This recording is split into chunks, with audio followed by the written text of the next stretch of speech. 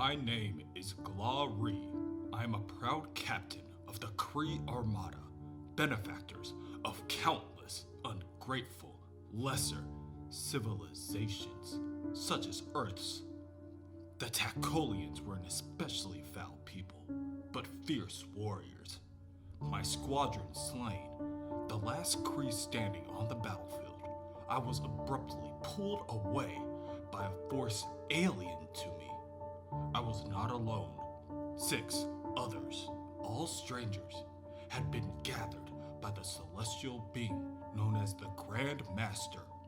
He tasked us as pawns in some bizarre competition, his Lethal Legion. If we lost, he would simply return us to certain death.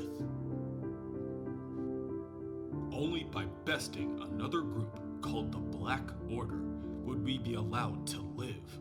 Strange, world-shaking devices scattered across battlefield Earth must be obtained in order to triumph.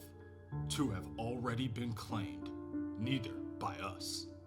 At the moment, a 3rd one stands, free and clear. Its meager defense? A band of Terran apes who call themselves the Avengers. Short work will be made. If they had an ounce of strategy between them, they would retreat.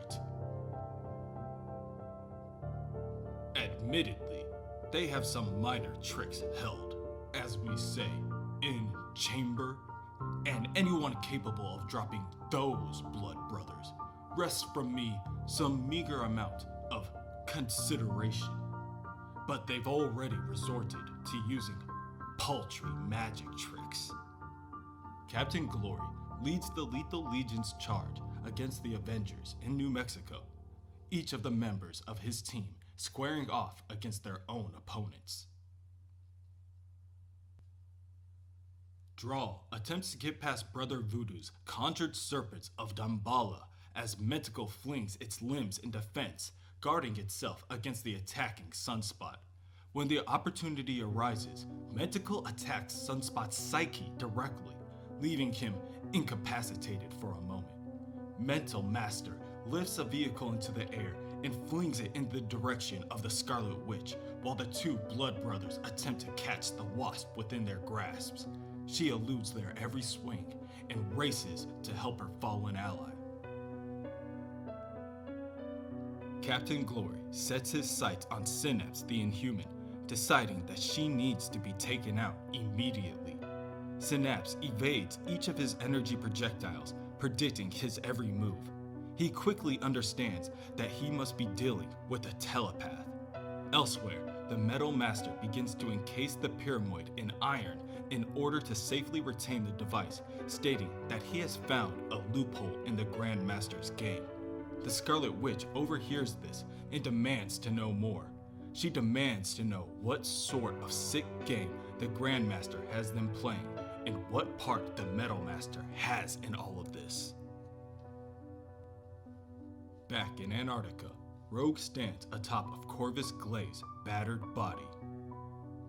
Rogue, Voyager begins. Not gonna say I'm sorry. Not after what happened to Johnny.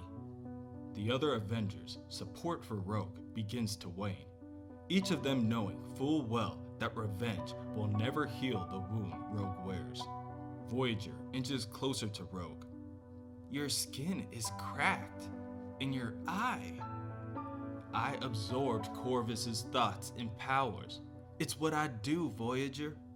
His mind is alien, but I'm getting glimpses of what brought Corvus and his cronies here.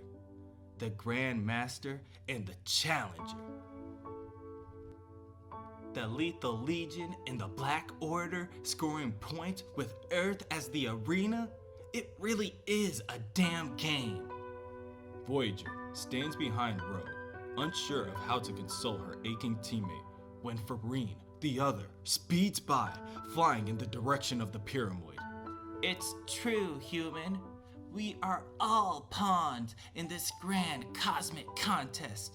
Nevertheless, our legion shall emerge victorious, no matter what the cost. Lightning races off to stop her, But again, he is too late. Farine stretches out her hand and grabs onto the floating pyramid hovering above the group and screams out in pain. Her body contorts as the massive amounts of energy flow throughout her. Damn it! Lightning yells out at his latest failure. The luminescent number 1 appears in the sky, and in the distance, Proxima Midnight and Black Swan watch on. Proxima Midnight, angry at herself for the outcome of recent events, states, "The Lethal Legion has scored. The Black Order is defeated. My husband may be dead." The Black Swan turns to her partner and tells her, "We are still here, Proxima. We will fight on." With another loss on their shoulders as well, Voyager instructs Rogue's group to stay put. She doesn't have enough energy to teleport them all back at the moment, but if she can just get back to the base for a small breather, she will also have an opportunity to figure out a new plan of attack.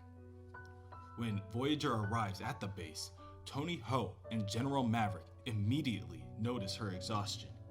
Voyager begins to massage her temples, and when that doesn't fix her condition, she attempts to apply pressure onto her eye to relieve the pain radiating within her head. Oof, I'll be okay.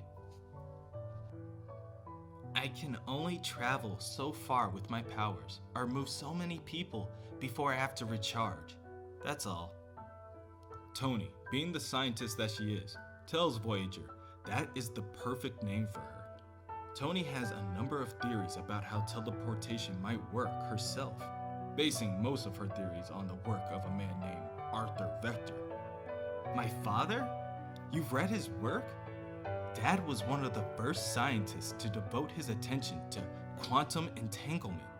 Simply put, the theory that every atomic particle has a twin somewhere linked to it by faster-than-light forces. I was supposed to be waiting in Mom's car, but even as a kid, I could tell something was about to happen. My parents had no idea I'd snuck into the lab to eavesdrop, or how big a mistake I was about to make. Valarie tells Tony and the General about hearing her mother ask her father for a divorce. At the time, the news caused Valarie to run away from her parents in a desperate plea to reject reality. The young girl barreled forward until she got tangled in a number of wires. It shouldn't have hurt, Valarie tells the two. Instead, it took the pain away. All at once, I felt part of everything, connected to every molecule, every atom on Earth. It was so beautiful, is so beautiful. My father never let his interest in me waver again. I was living proof of his theories. After years refining my abilities, we found I could travel instantly along the lines of quantum entanglement and teleport anywhere on Earth, carrying whomever I please.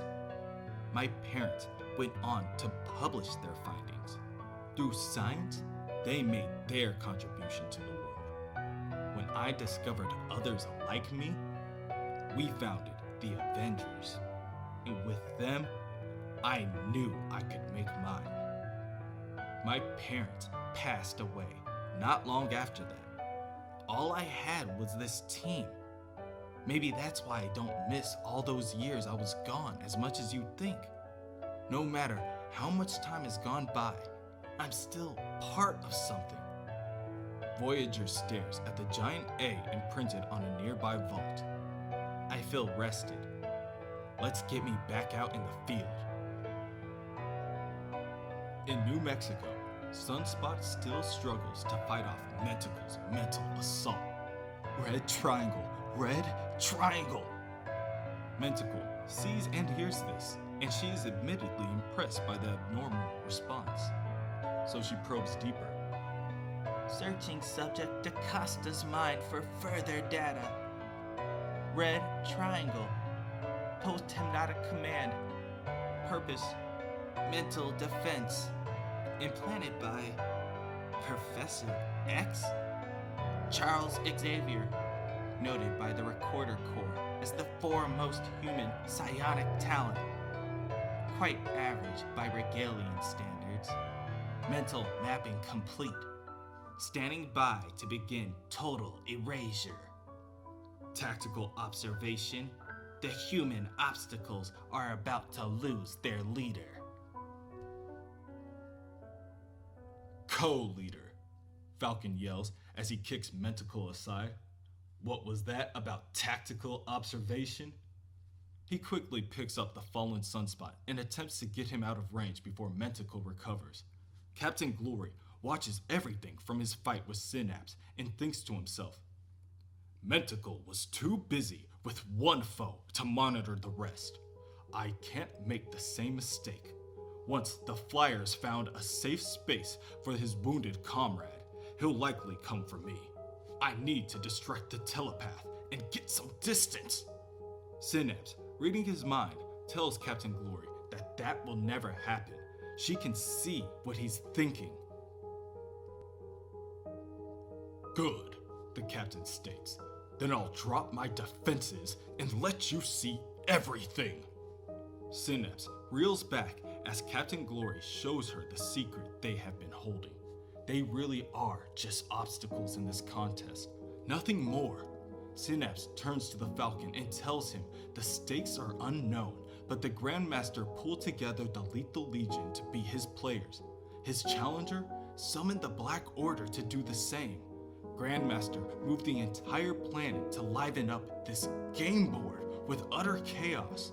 The two teams are competing for the Pyramids, and once they're gone, the game is over and the game board will be tossed away into some cosmic trash bin.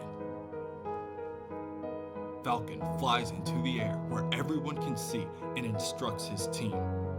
Whatever we do, don't let them take one more Pyramid out of play. Do you hear me? We have to protect this one at all cost. The Scarlet Witch begins to conjure her magics and confirms her agreement. So noted. The Metal Master's not getting his hands on anything right now. Dust and sand begin to spiral around the Metal Master, blocking his vision from the others. As Jericho Drum looks to Falcon in the skies, he is blindsided by the two Blood Brothers.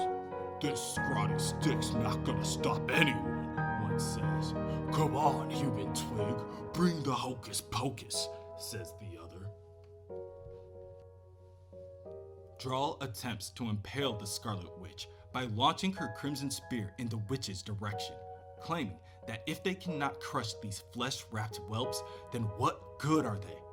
Wanda is less than a second away from sure death when Wonder Man appears and blocks the projectile with his kinetic energy control. Captain Glory watches this as well. They're more bothersome than I'd give them credit for, especially counting the new arrival. But by my count, we still outnumber them by one. Captain Glory points his gaze towards one of the Blood Brothers. One we can certainly afford to lose. He then turns his attention to the recovering Mentacle and tells her, this is the perfect time. The Avengers are all occupied. Take the steps we discussed, Mentacle. Send him in. Elsewhere, Falcon and Wonder Man attempt to box in Drawl in order to cease her assault. She just laughs at their shared stupidity. Mentacle then uses her psionic powers to grab a hold of one of the Blood Brothers and quickly lifts him into the air. The Blood Brother pleads for his teammate to stop. Mentacle! Mentacle! What are you doing? No. Wait! Stop! Pushing me! Send one of the others! Metal Master! Drawl! Anyone! Please! Don't do this to me! I don't want to! Mentacle stretches out the Blood Brother's hand in order to force him to grab a hold of the Pyramid. At the last second, 3 arrows fly through the air, and each of them collide with either the device or the brother. The explosives within the arrowhead detonate, and the subsequent explosion separates the two for now. Each of the Avengers turn their heads to the newcomers on the battlefield, and there stands their allies, Red Wolf and Hawkeye. "Hey, gang," Hawkeye states, breaking the silence. "Somebody want to fill Hawkeye in on what we've missed?" Elsewhere, in Arizona, the Jade Giant crawls out from under the rubble. From within, Bruce finally realizes it. Everyone's missed it. It was so obvious, and everyone missed it. The Hand, the Empire, they didn't do anything. Not really. They just prodded him, and he came back, because he always comes back. Please, if you're out there, if you can hear me, please, Lord, let somebody be able to hear me. You have to get away from here. Please, he's coming. He can't be stopped. He can't die. You have to get away.